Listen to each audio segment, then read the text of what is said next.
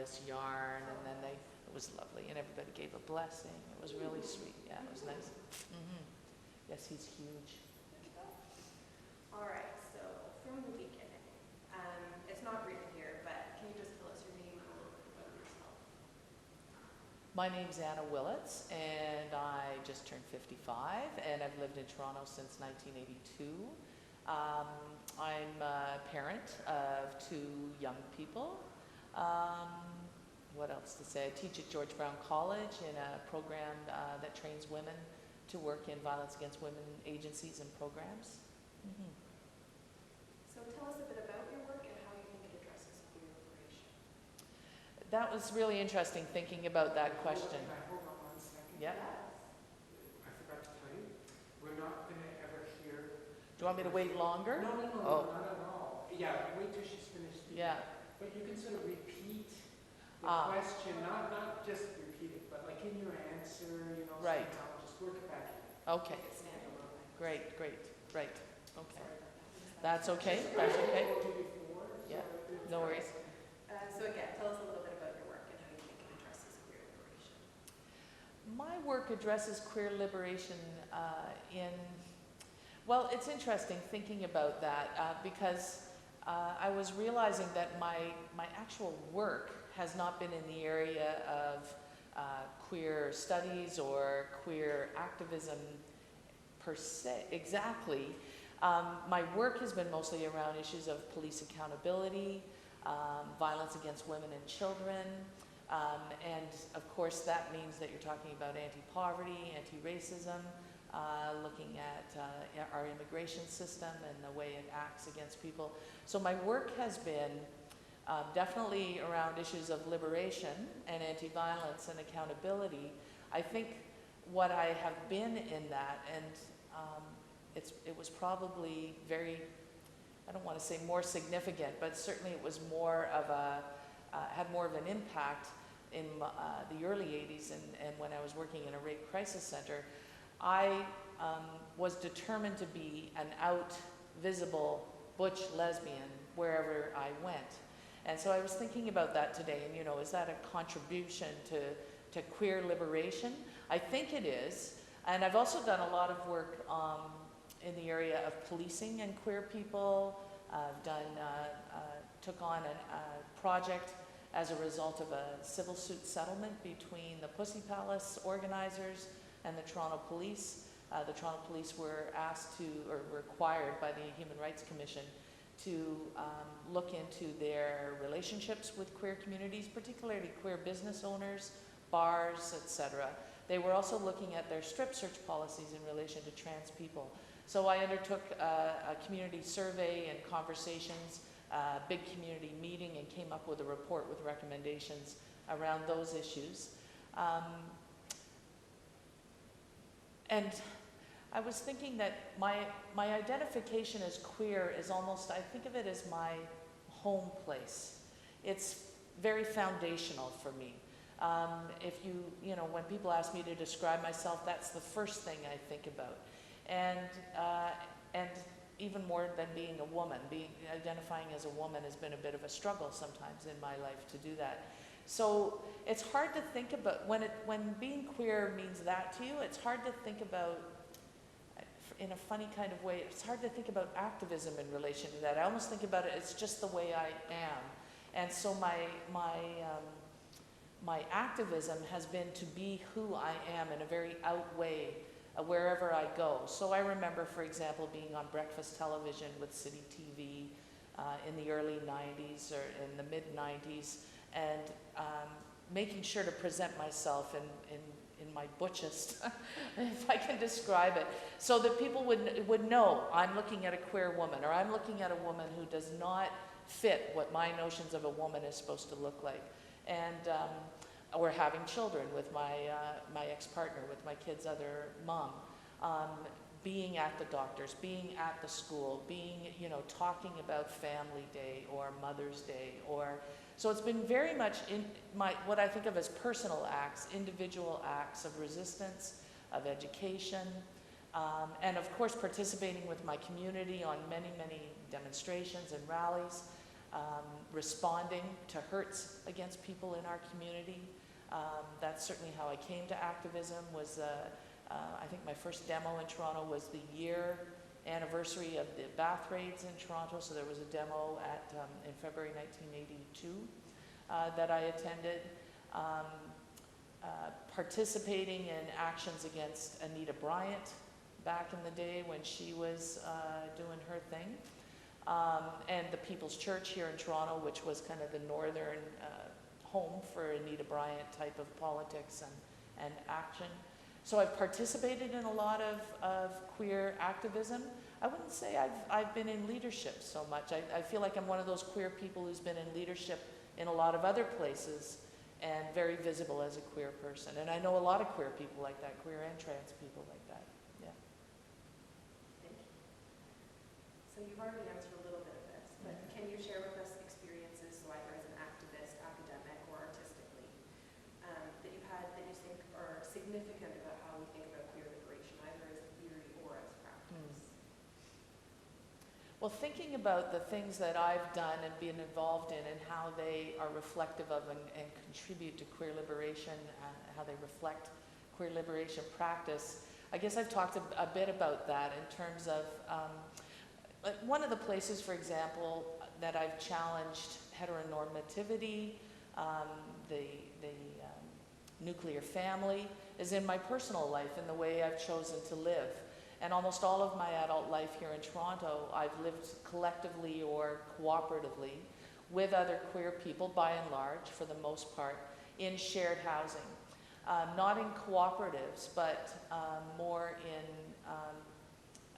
housing where there's been a shared commitment to child rearing, for example, where there's been a commitment to mentoring and intergenerational conversation, not on purpose like, now I'm going to live and make sure I have conversations with young people. But what's evolved is that I've lived in a shared arrangement where we've been able to have myself and my partner, very young queer people just coming out.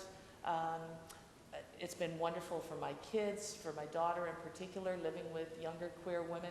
And it's really added to my understanding of what's going on with younger queer people in the city. Not every young queer and trans person, of course, but for many.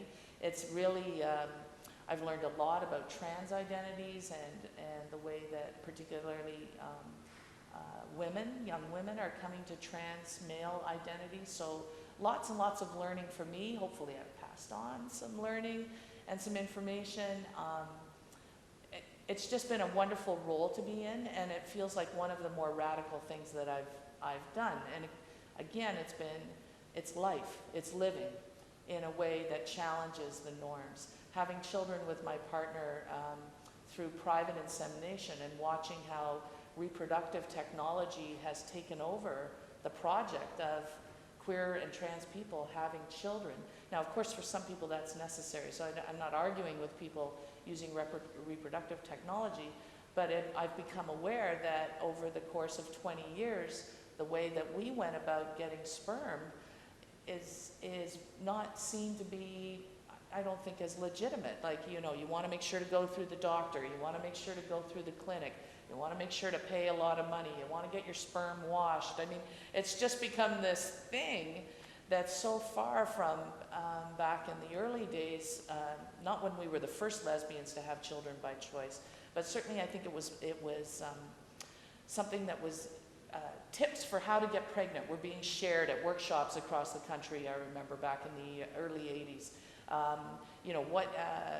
Taking your own basal temperature and making sure to figure out your own cycles and be on top of that. All of that kind of stuff has morphed into something that was pretty grassroots, into something that makes a lot of money for some people, that's very commodified now, very regulated. Almost to the point where if you were to say, I'm going to go find myself a sperm donor, people would be like, what? I mean, oh my God, how could you do that? You're not being careful enough, etc. So I've rambled off our topic originally, but I think it's in the living of my life that I've challenged a lot of things and not really even realized how much we were challenging things until we got you know, until we kind of bumped up against some things. So finding community, finding safe ways to live, finding ways to work that buck hierarchies, that seek to equalize relationships, finding ways to work that that really honor and centralize the voices of survivors, for example, because that's been my work for the most part. I think that crosses over into queer liberation. I think the same principles apply. Certainly centralizing the experience of the people who are dealing with whatever the oppression is that you're talking to them about or working with them on is really, really important. It's a principle I take into all of my work. Understanding that when we talk about a category such as women, that means a million, you know, so many different realities within that. I think what I've done, I'm kind of skipping over thoughts, but I know that something I've tried to do when I've been speaking at queer events is to try to remind our queer community about how important it is to understand that we are much more than the white middle class mainstream, and I know we're going to talk a bit about that later on. So I try to bring anti-racism analysis to the queer events that I'm at. I try to bring queer visibility to the anti-poverty organizing that I do. I try to bring, have been big fights and big discussions about trans realities and gender expression to the feminist spaces that I'm in, and also to share all of those amongst all of those spaces. So I know we're going to talk about identity politics. Identity politics is hard because, you know, where I see my identity, what do I want to say about that? Well, we'll talk about identity politics. I guess we'll get to that question and we'll come back to it later because there's a lot there. Yeah. Okay. Yeah. Pause for a second. Are you backing up?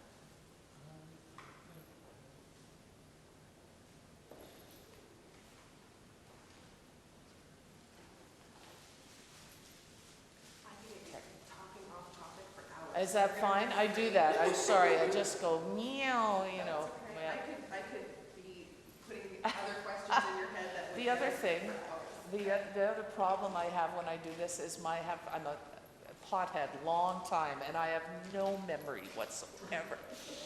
I get asked, you know, back in the 80s, I got asked to do something around anti-racist and feminist organizing back in the early 80s, and I'm just like, oh God, I don't remember.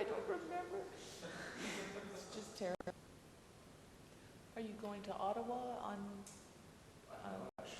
for Parliament Hill, right? It's something on Parliament Hill? Yeah. It's still demand. Yeah. 40th Yeah. anniversary, Yeah. I can't make it, unfortunately. There's an associated conference on that very theme Oh. in Vancouver. Right. And Oh. I'm presenting at that Right. conference. Right. Of course. Okay. We're good? I think we're ready. Okay. Yeah. So how would you define your role in the queer movement? My role in the queer movement, I think, has been to organize from the reality of being a butch woman in many, many different spaces. I guess it's really, you know, it's probably more for other people to kind of say what my role has been in the queer movement. I've definitely been a very active participant. I think that I have particularly been effective around police accountability in relation to queer and trans people.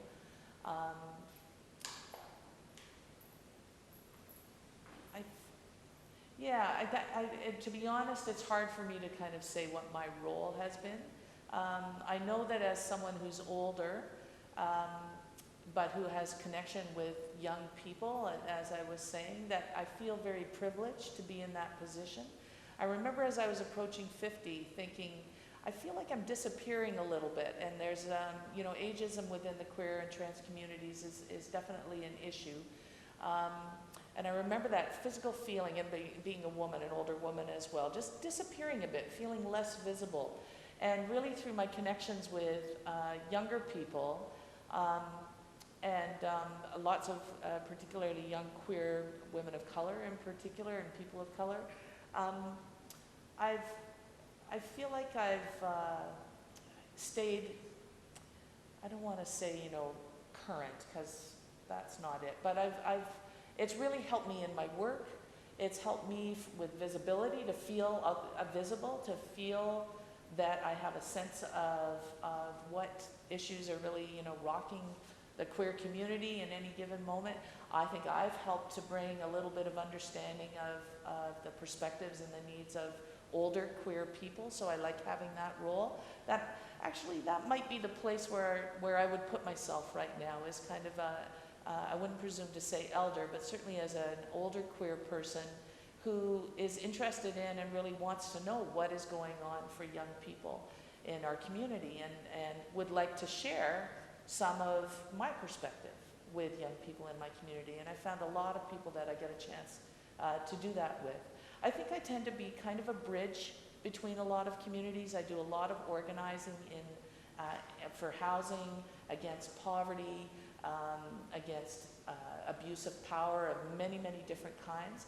And so I tend to have people that I know in many different organizing communities, and I'm really great at connecting people up. So I think another role I really play, and I have this newsletter that I put out called a Rise Up newsletter once a week, and it shares news and events. And so my connections in a lot of different communities mean that I can connect people. My goal being that I want queer people to be attending anti-racism rallies. I want people of color organizing around anti-racism to be allies with queer people. And again, I'm separating people as if we're we're one thing at a time, and I want to recognize that. But my idea through the newsletter is to make people more aware about the different things that people are doing, so that we can support each other. Because my experience was that people were organizing in silos, and you could have 2 or 3 different organizing efforts really along the same lines, maybe around housing, say,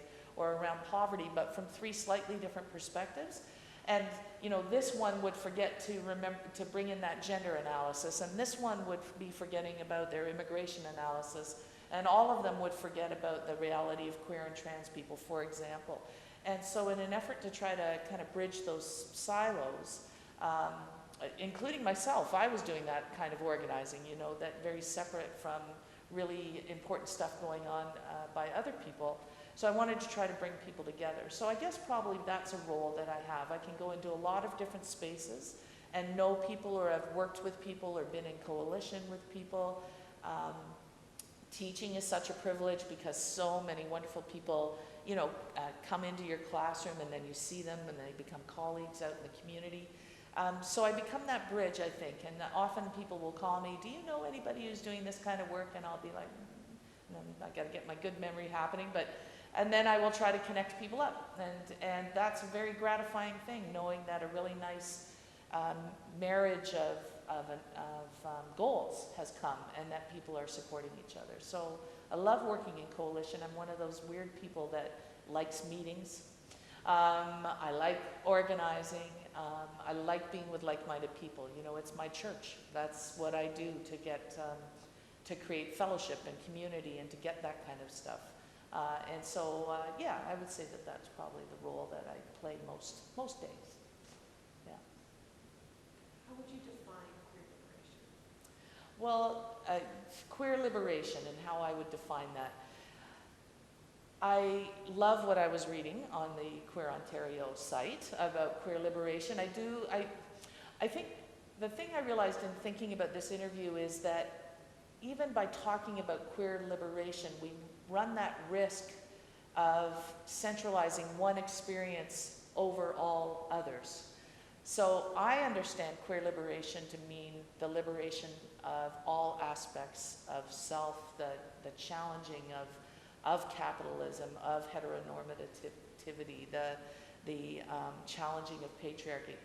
I don't know if everybody understands it to be that. And so it's hard for me to think about queer liberation without thinking about women's liberation, without thinking about anti-racism and people of color's liberation, and et cetera, and on and on. So I think queer liberation has to be an understanding of queer people in our entirety. All of our realities have to be understood as being part of being queer. And that's certainly the big debate in Toronto's Pride parade over the last 2 years, right? If you're advocating for Palestinian rights, what's that got to do with being queer, right? And so that shows a real, very narrow, very assimilationist understanding of what queer liberation is.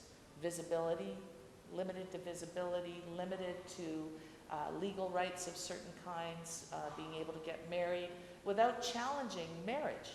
So for me, queer liberation would be more, I would see a more successful project of queer liberation would be the outlawing of marriage, for example, or at least the challenging of marriage, so that everybody going into making decisions about marriage, we're doing that very, with a huge understanding of just what exactly it is that they're buying into.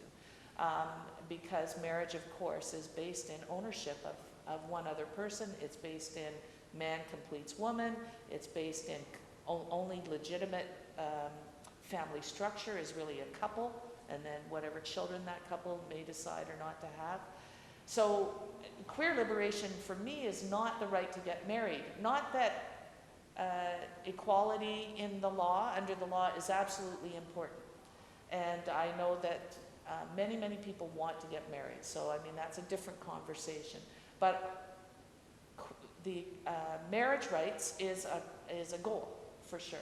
But it does not, for me, signify queer liberation any more than it signifies women's liberation, right?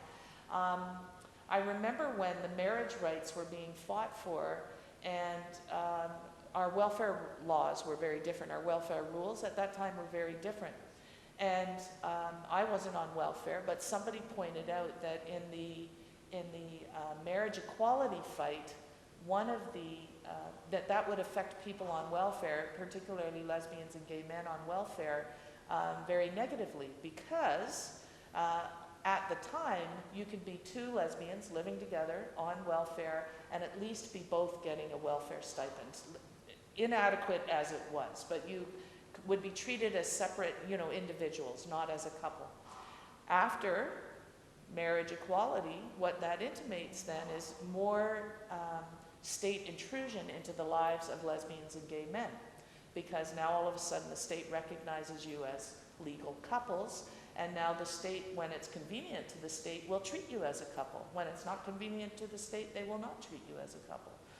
But when it's convenient, they will treat you as a couple, and therefore, as a couple, your welfare rate goes down. You suddenly have cohabitation limits and all sorts of things that the state can do to intervene in your life and make decisions about the level of support that you receive. People may have differing opinions about whether or not you should try to pass yourself off as not a couple if you are a couple.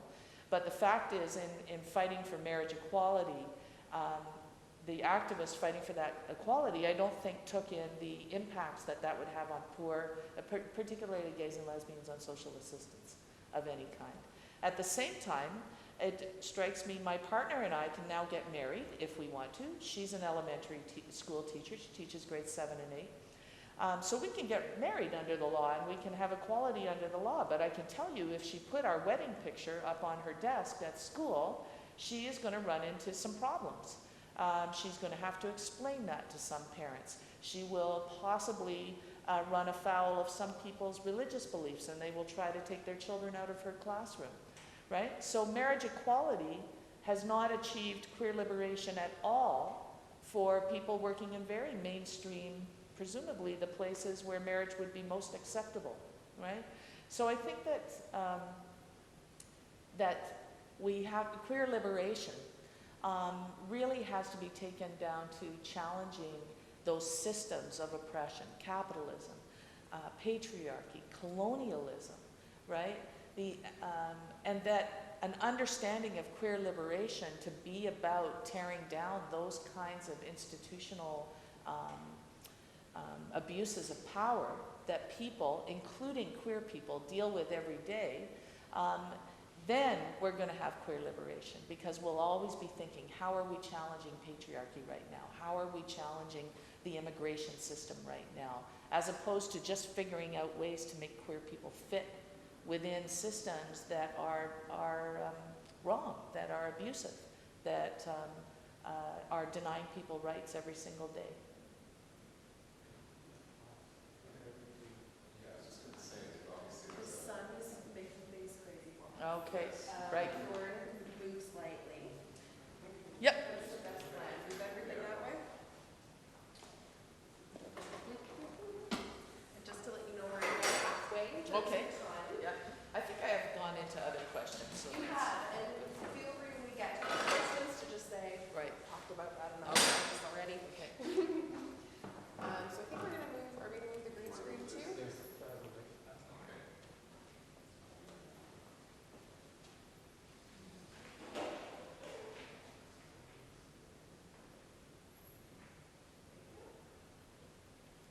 Will it be better for you when it's nighttime and you haven't got the daylight? Yeah. Direct sunlight coming with you. Yeah. Oh, yes, yes, yes, yes, yes. Climbing up here. Glare, glare.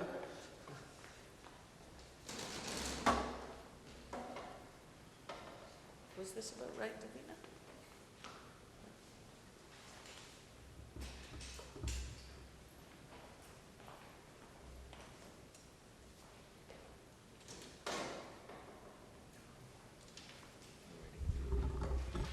Just get you to come closer and out there. You're doing great, by the way, Anna. Okay, thank you. Wonderful responses. Thank you.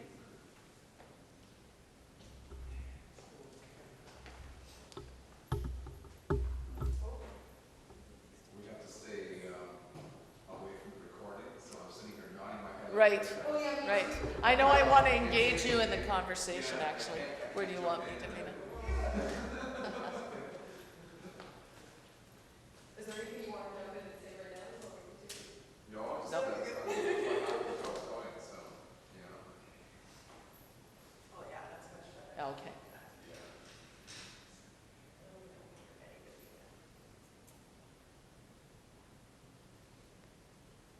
Yes, you can very thoughtful when you answers. Yes, yes, yes, I can go on.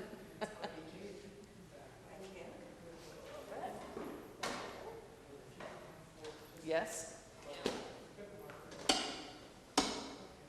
Will you still be able to get me there? Yeah, it's all good.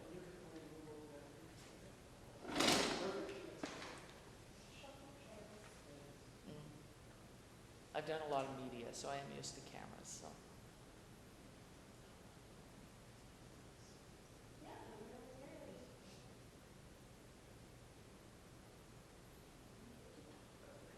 Mhm. Okay.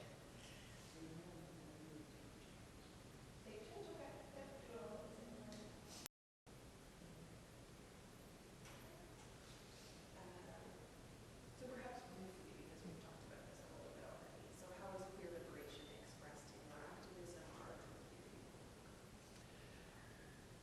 How queer liberation is expressed in my activism, I've talked about that a fair bit. So I think, again, if we understand queer liberation theory to be about liberation of all people, I think probably then the other place where I've had a focus is on my work as an ally. So in organizing, for example, in a campaign called the Shelter Sanctuary Status Campaign, working on issues affecting women without status here in Canada, especially around when it comes to trying to report violence, trying to live their lives free of violence.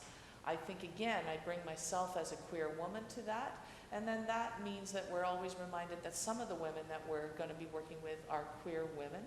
But also, what I bring is that the understanding that a queer woman cares about those issues too. So I think that that's the way I embody queer liberation in my activism is just, and not just as a queer woman. I mean, bringing women's perspective, bringing understanding myself as a white activist and where I can act from privilege as well.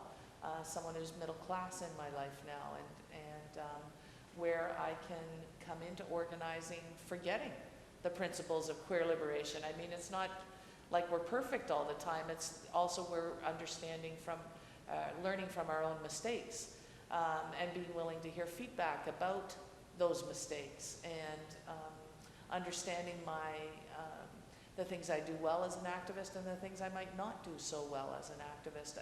Again, anything I learn as an activist and working as an ally with communities that I don't necessarily identify with, number one, makes queer people more visible within those communities by definition because of who I am, and also increases my understanding of the issues that those communities are dealing with that aren't part of my reality.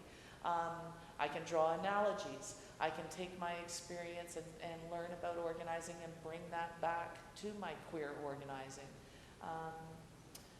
So I think that those are the kinds of things that I also am doing in my queer liberation work. I'll give you a quick example. There was a demonstration around the suicides of many young people, gay young people, and there were the It Gets Better videos and that kind of thing. And there was a rally that was organized, a very kind of last minute short, like not too much lead up rally at a church in Wellesley, and it was really well attended. It was fabulous, lots and lots of people coming out. And then we marched to Queen's Park just as an activity to take the crowd from church in Wellesley out of just where queer people are supposed to all live and take us to Queen's Park.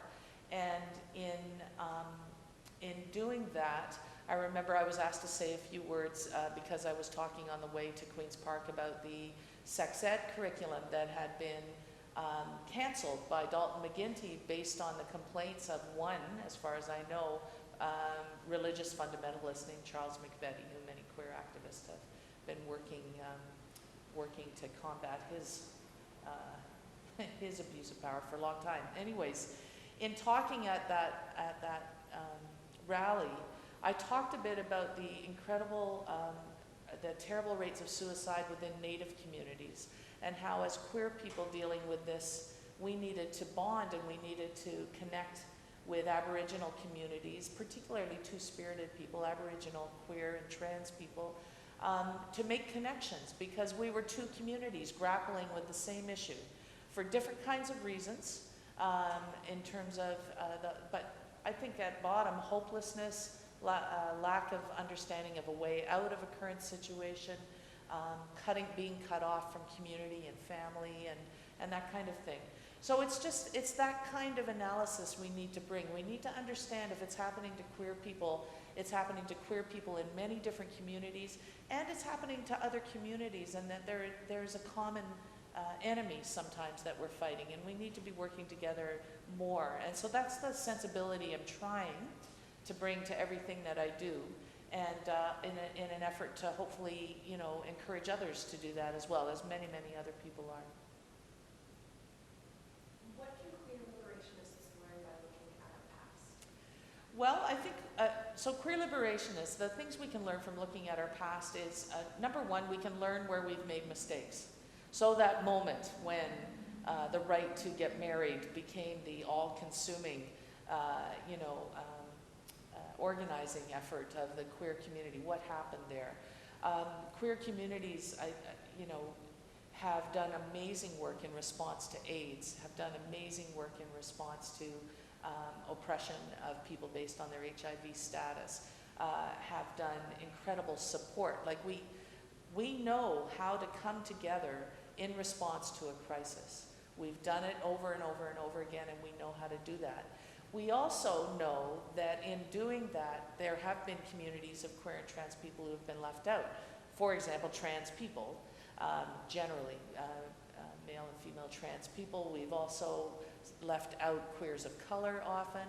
We've often left out, people who sleep with people of the same sex but don't necessarily identify as queer, lesbian, or gay. So we have to learn from those mistakes.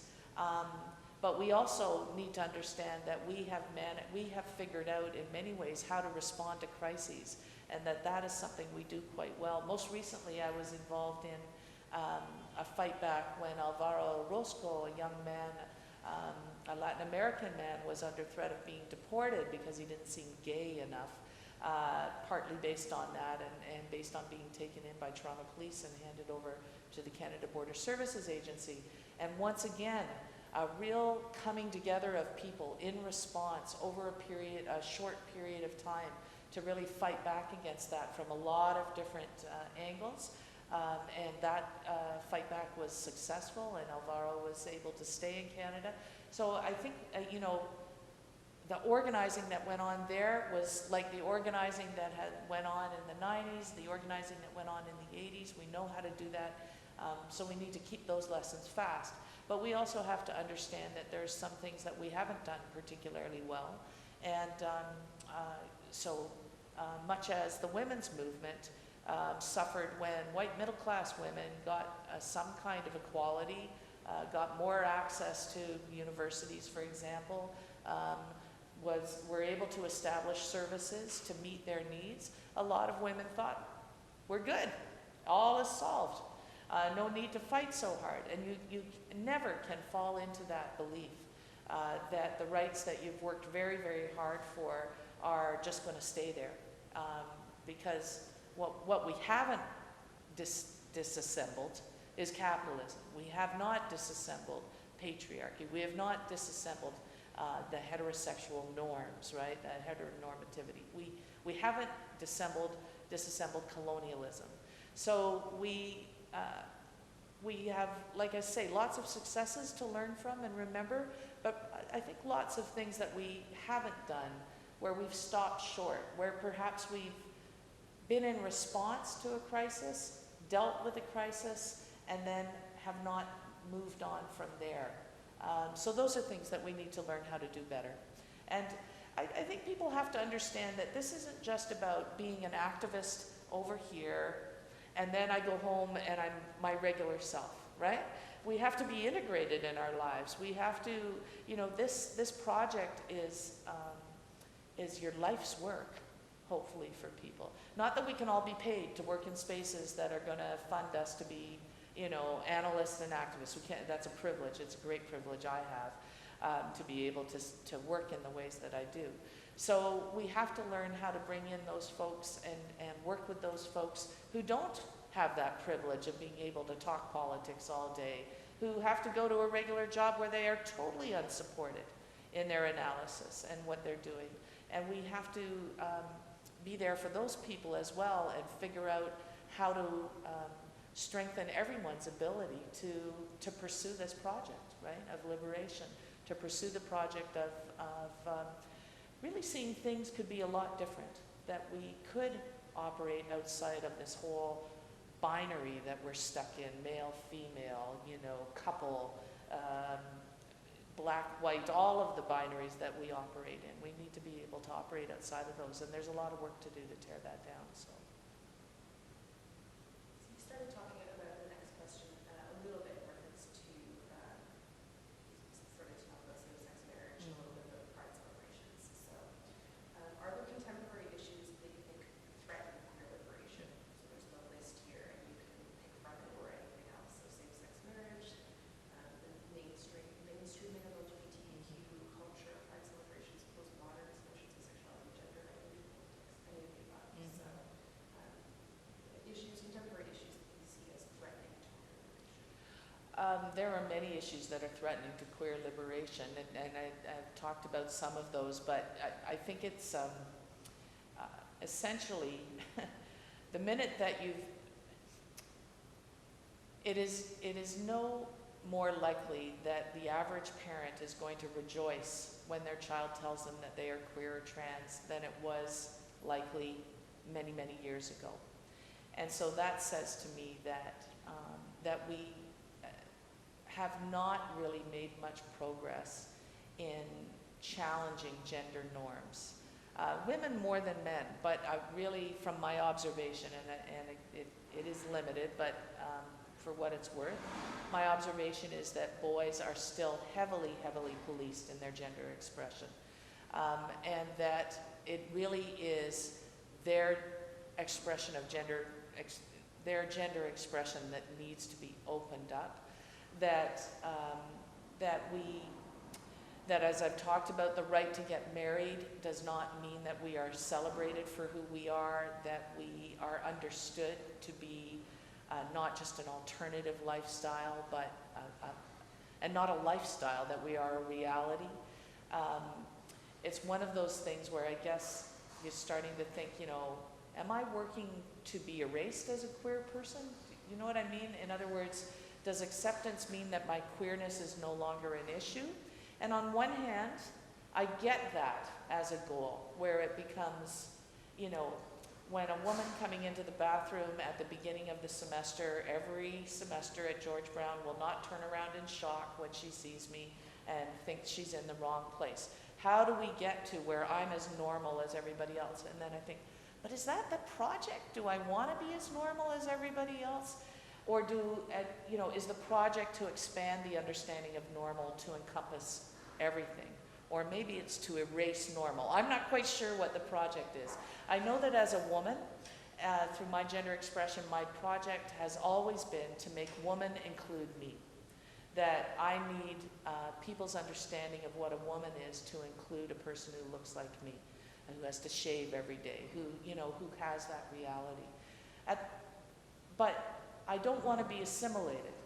And so far, I think much of the things that we've talked about, the pride, certainly pride events, oh my goodness, and marriage, some of the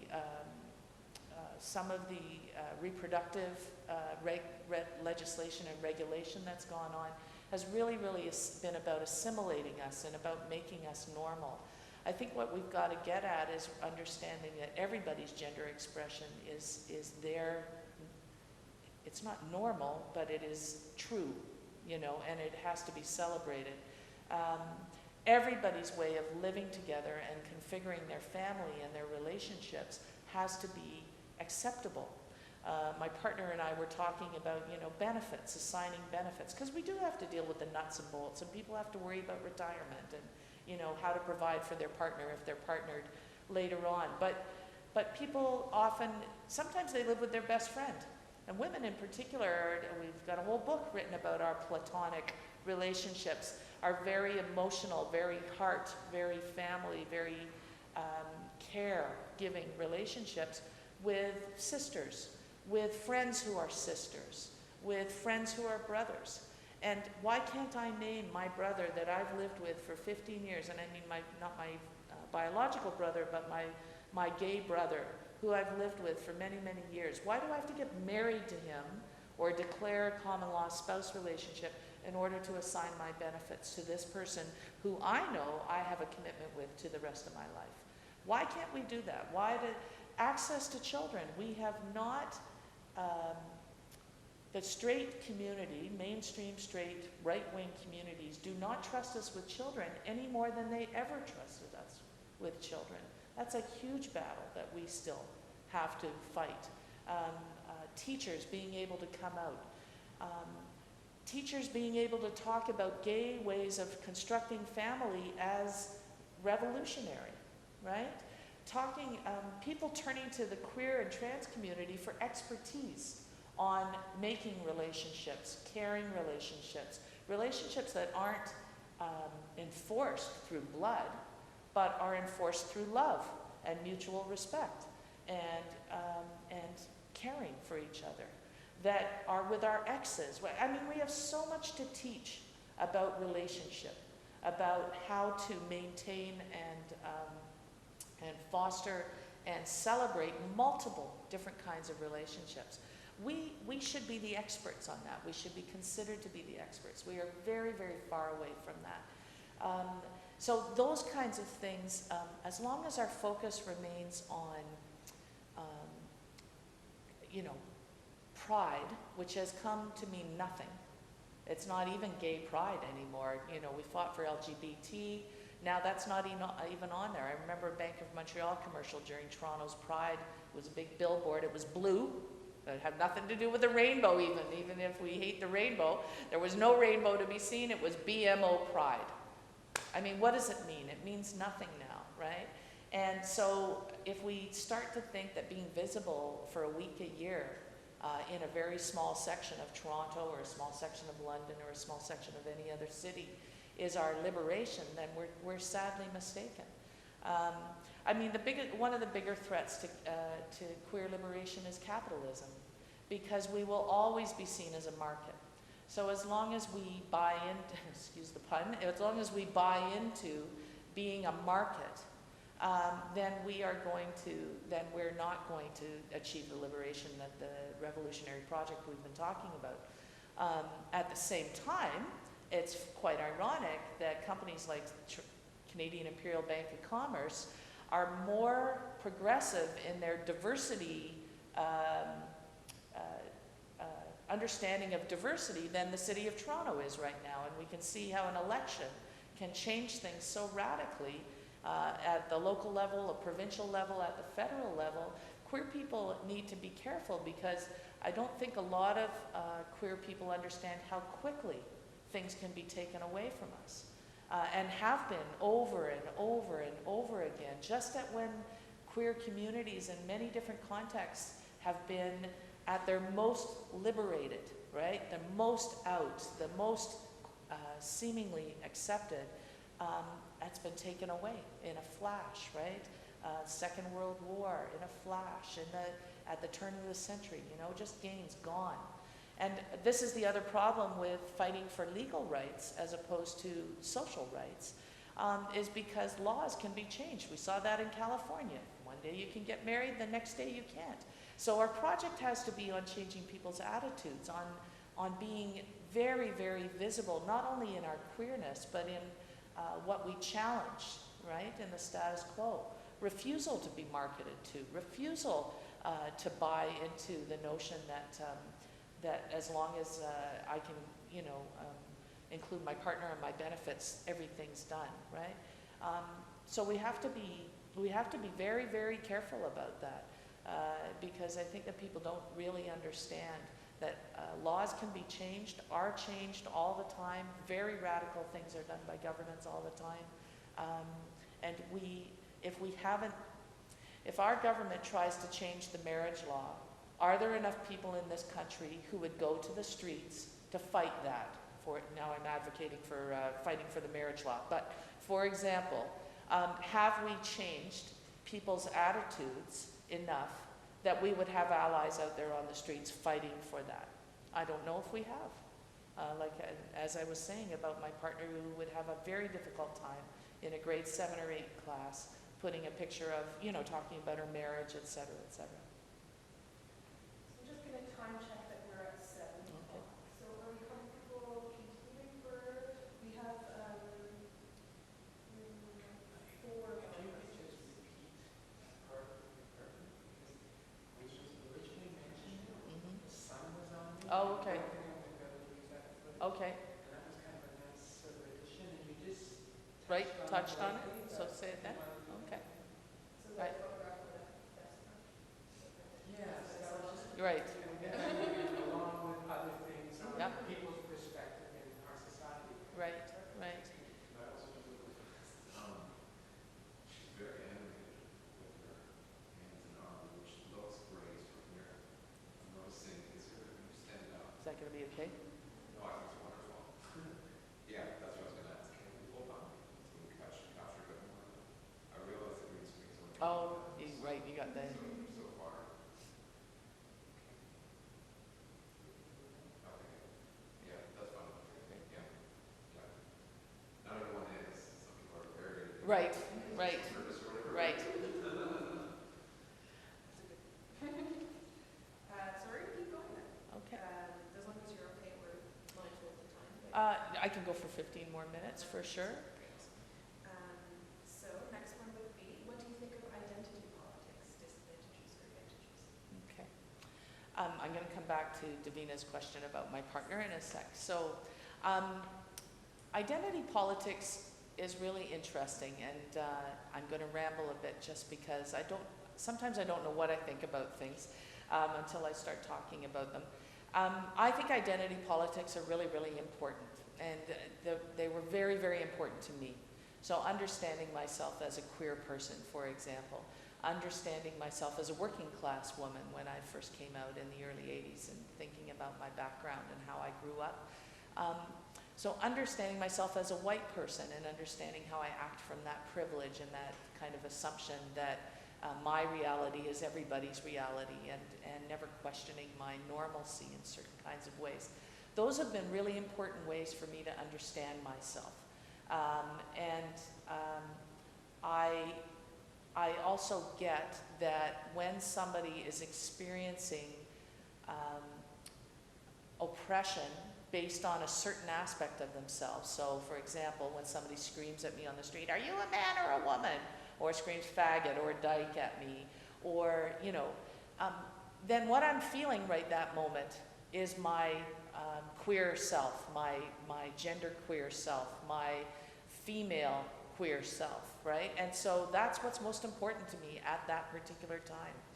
What I also recognize, though, is that, and as certainly as working as an ally, I recognize that people are living many different realities at the same time.